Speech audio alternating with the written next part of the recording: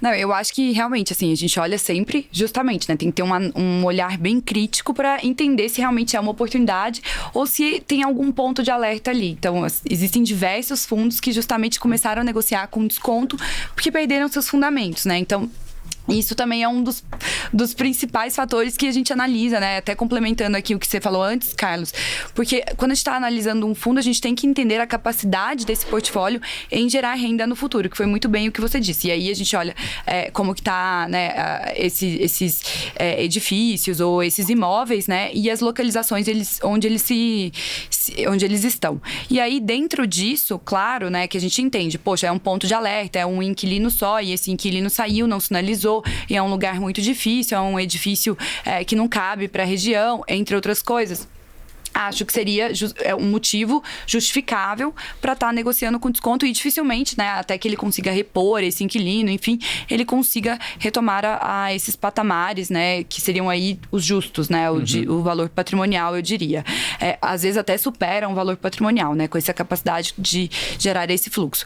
E aí, agora, dentro, né, falando agora do geral, né, que não são esses casos de exceção, eu acho que sim, né, existem a maior parte dos fundos que eu vejo, eles estão negociando até mesmo com patamares de descontos que não são justificáveis, né? Então, ou seja, é exatamente o oposto. São portfólios premium, com boas localizações, com ativos muito bons e que o Carlos mencionou.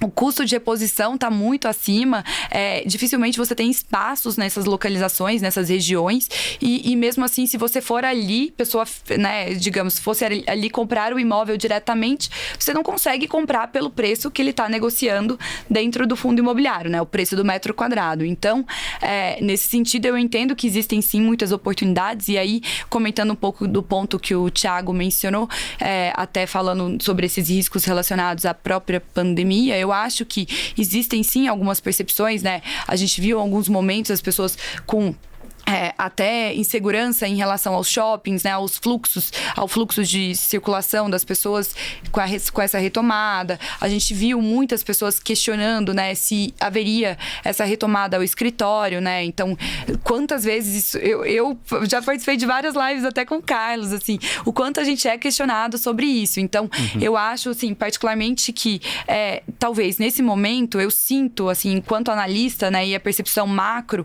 que isso já está ficando para trás. Assim, esse risco da pandemia, eu diria que está ficando algo para trás. Muito mais relacionado ao macro e ao momento também. E até mesmo, né, o ano passado a gente teve aí alguns acontecimentos, né, seja político, seja até mesmo uma possibilidade de ter ali uma tributação nos dividendos dos fundos imobiliários que causaram uma percepção ruim, né? E essa percepção ruim afetou, né, com esses descontos, e com isso a gente não conseguiu realmente retomar aos patamares anteriores.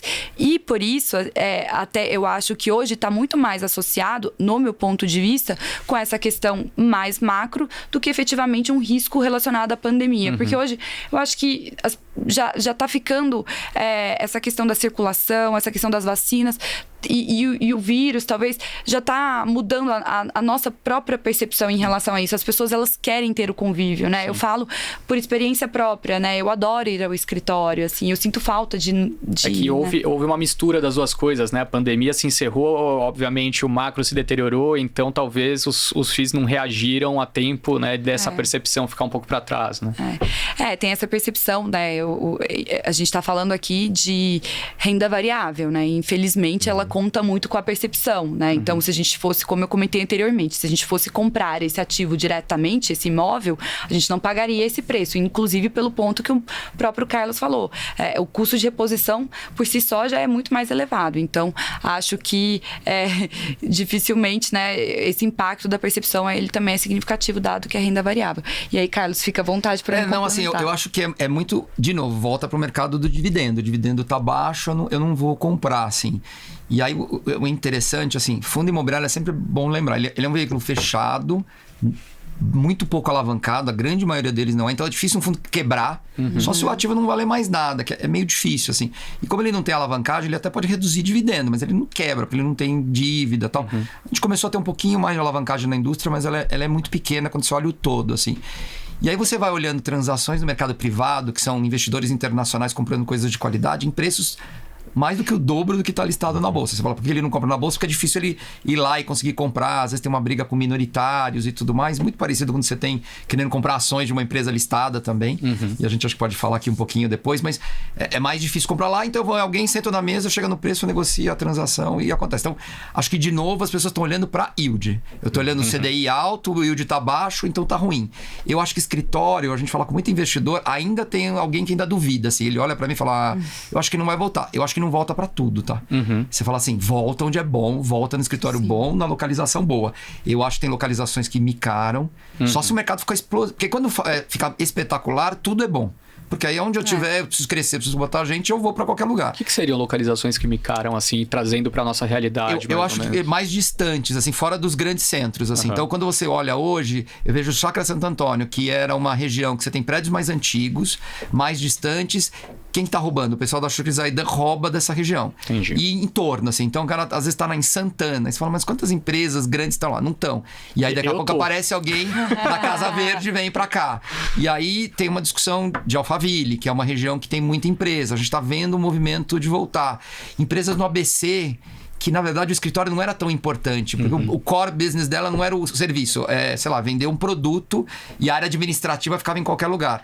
Só que hoje tem toda uma mudança da política, a gente está vendo o RH entrando nas discussões de prédio, porque na verdade é benefício eu ter um prédio bacana para eu atrair talentos, para ter um lugar de convívio, retenção. Então ele passou a ser não mais do cara de facilities ou de finanças, mas é de política de RH. Então eu preciso fazer coisas bacanas, assim. As pessoas estão gastando muito dinheiro em layouts legais, aquelas empresas bem modernas, que a gente pode citar aqui algumas, mas assim... E aí, quando ele começa a gastar no recheio, ele fala, por que eu também não mudo de prédio, vou para um prédio mais bacana, uma loja maior, mais bem localizado? Isso está fazendo um negócio que a gente chama flight to quality, que é sair de uma coisa pior e para uma coisa melhor. Já que eu vou gastar, vou tentar negociar e aproveitar o momento, assim. Então, isso está acontecendo, mas a Bolsa não está refletindo, assim. Então, hoje, o mais descontado na Bolsa é escritório. E aí, eu acho que ainda tem investidor que olha e fala, não sei ainda se esse pessoal vai voltar de verdade. Mas a gente está vendo, assim, não é mais hoje uma teoria. As empresas estão voltando e em algumas regiões a vacância, né? Tá baixando. E em shopping, só complementando, muita gente acreditava mesmo que o shopping ia acabar porque agora eu só compro na internet. E a gente sempre falava assim, shopping não é só centro de compra, ele é conveniência, ele é segurança, climatização. As pessoas não vão mais ao shopping só fazer compra, elas vão para uma série de coisas, assim. Os shoppings já estão voltando. Todos vão ser bons? Né? Todos os shoppings vão performar bem? Acho que não. A gente tá vendo. Quando você olha a média da indústria, não é todo mundo tá bem, mas você tem os dominantes, bem localizados, bem geridos, que estão performando melhor do que para a pandemia. Então, acho que, de novo, não é tudo que volta, você tem que separar o joio do trigo. Perfeito. Alguns vão performar bem, outros não. Isso vale para praça, vale para tipo de produto também.